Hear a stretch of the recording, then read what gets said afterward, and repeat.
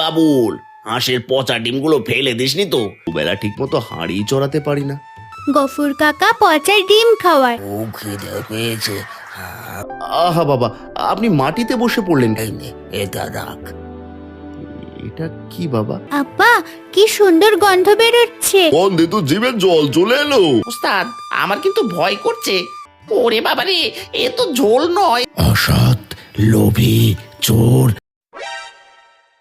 হাড় কাঁপানো শীতের সকাল, কুয়াশায় ঢাকা মানিকপুর গ্রাম। গ্রামের বড় আমতলার কাছে পাশাপাশি দুটি খাবারের হোটেল। একটির নাম বিসমিল্লাহ হোটেল, যার মালিক গরিব রহমত আলী। দোকানটি ছোট, বেড়ার তৈরি, উপরে টিনের চাল। অন্যটি সহি রেস্তোরাঁ, যার মালিক গফুর। সেটি চকচকে গ্লাস বসানো। ওরে বাবুল, আরে বাবুল, হাঁসের পচা ডিমগুলো ফেলে দিসনি তো? ওগুলো ভালো করে ধুয়ে নতুন ডিমের সাথে মিশিয়ে দে। আর মালাইকারের ঝোলে নারকেলের দুধের বদলে আটার সস্তা পামল তেল মিশিয়েছিস তো? জি ওস্তাদ, সব ঠিক আছে, কিন্তু পচা ডিমের গন্ধটা মশলা দিয়েও যাচ্ছে না। চুপ কর গাধা, বেশি করে টাটকা মশলার কৃত্রিম রং দিয়ে দে। ঝোল লাল টকটকে হলে কেউ টেরও পাবে না।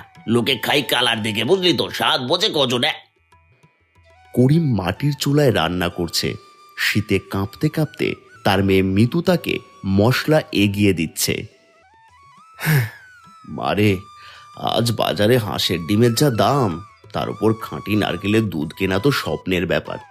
পাশের হোটেলে গফুর সাহেব কত জাঁকজমক করে ব্যবসা করছেন, আর আমি দুবেলা ঠিক মতো হাঁড়ি চড়াতে পারি না। মানুষের পাতে ভালো খাবার দেবো কি করে?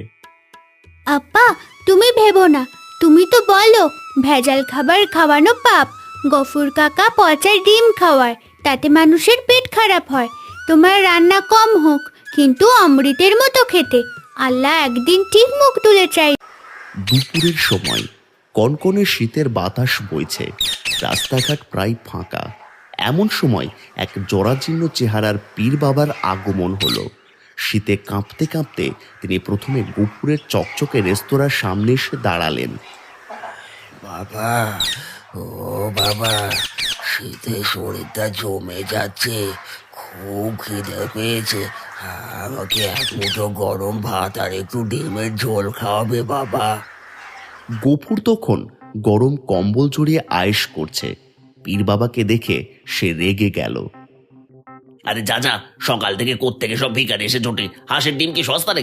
পয়সা আছে পকেটে? পয়সা যা, ভাগ ভাগ এখান থেকে, ভাগ। ওস্তাদ, মুরব্বী মানুষ, কালকের বাসি ঝোল দিয়ে একটু ভাত দিয়ে দিই। ওগুলো তো এমনিতেও গন্ধ হয়ে আছে। খবরদার, পচা জিনিস আমি ফ্রিতে দিই না। বের হ, বের হ বলছে, এখান থেকে বের হয়ে যা। বাবুল পীর বাবাকে সরিয়ে দিল। পীর বাবা অপমানিত হয়ে কাঁপতে কাঁপতে পাশের দোকান অর্থাৎ করিমের হোটেলের সামনে এসে ধপ করে বসে পড়লেন।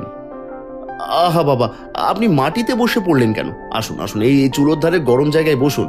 মিতু, ওরে ও মিতু, শিগগির হাত ধোয়ার পানি দে তো। করিম যত্ন করে পীর বাবাকে বসালো। নিজের জন্য রাখা গরম ভাত আর যত্ন করে রাঁধা ধোয়া ওঠা হাঁসের ডিমের মালাইকারি খেতে দিল। তোর দোকানে তো কোনো খদ্দের নেই বাবা, তুই নিজের ভাগের খাবার আমাকে খাওয়াবি? বাবা, রিজিকের মালিক আল্লাহ। মেহমানকে খাওয়ালে ভান্ডার কমে না, বরং বরকত বাড়ে। আপনি তৃপ্তি করে খান দেখি। পীর বাবা তৃপ্তি করে গরম ভাত আর ডিমের কারি খেলেন। খাওয়ার পর তার চেহারার ক্লান্তি দূর হয়ে গেল। তোর হাতে রান্নার স্বাদ তো চমৎকার, কিন্তু তোর কপালে অনেক অভাব দেখতে পাচ্ছি। তবে চিন্তার কিছু নেই, তোর সততা আমায় মুগ্ধ করেছে।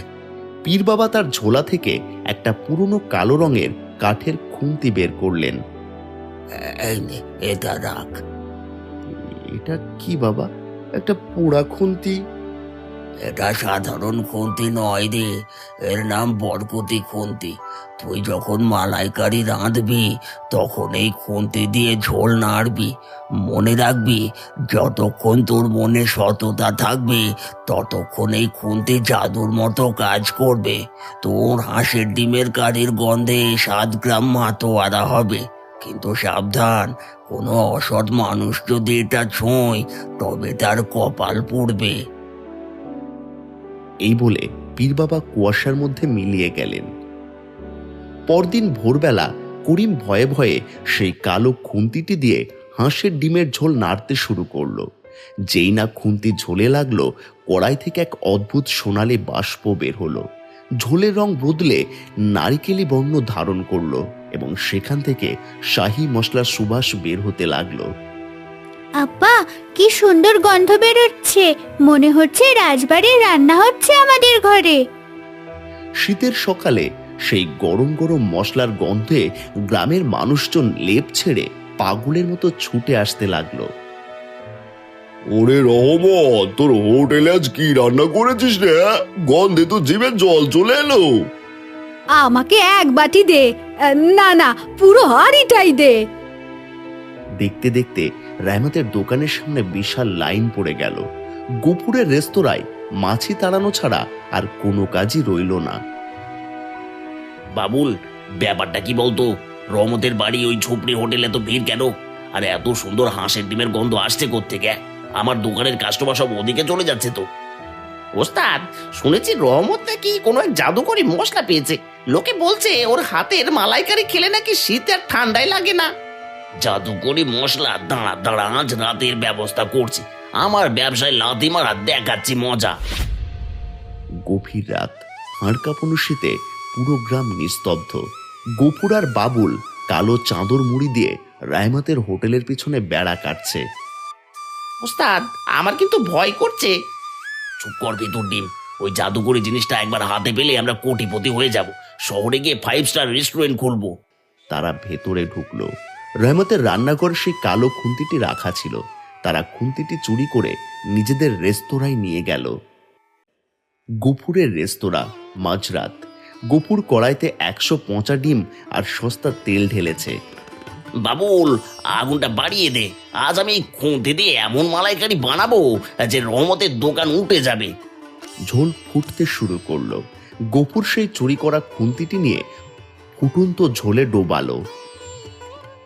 খুন্তিটি ঝোলে ডোবানোর সাথে সাথে এক বিকট শব্দ হলো, বুম! হাঁসের ডিমের সুস্বাদু ঝোল মুহূর্তের মধ্যে কালো আলকাতরার মতো চটচটে আঠায় পরিণত হলো এবং দুর্গন্ধ ছড়াতে লাগলো।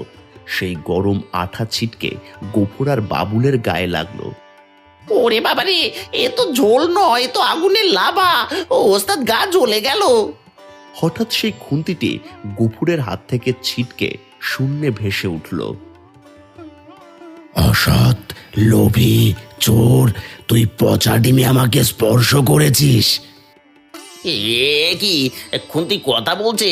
ভূত ভূত! ওরে বাবারে, মরে গেলাম রে। এরপর খুন্তিটি নিজে থেকেই বাতাসে ভেসে গফুর আর বাবুলকে পেটাতে শুরু করলো। ওরে বাবারে, মরে গেলাম রে। ওস্তাদ পালান, খুন্তি খেপে গেছে। তারা দোকানের শাটার খুলে দৌড় দিল। খুন্তিটিও তাদের পেছন পেছন ধাওয়া করলো। শীতের রাতে তারা দৌড়ে গিয়ে গ্রামের পুকুরে ঠান্ডা পানিতে ঝাঁপ দিল। খুন্তিটি তখনও তাদের দিকে তাকিয়ে শূন্যে ভেসে রইল এবং তারপর রায়মাতের দোকানের দিকে উড়ে চলে গেল। পরদিন সকালে রায়মাত দোকানে এসে দেখল তার খুন্তি যথাস্থানেই রাখা আছে, কিন্তু সেটা আগের চেয়েও বেশি চকচক করছে এবং মালাইকারির গন্ধে ঘর ভরে আছে। ওদিকে গফুর আর বাবুলকে গ্রামের লোকেরা পুকুর পাড় থেকে শীতে জমে যাওয়া অবস্থায় উদ্ধার করলো। গফুর গ্রামের মানুষের সামনে কান ধরে তওবা করলো, সে আর কোনোদিন খাদ্যে ভেজাল দেবে না। সততার স্বাদ সব খাবারের চেয়ে সুস্বাদু, কিন্তু অসততার পরিণাম সব সময় তেতো।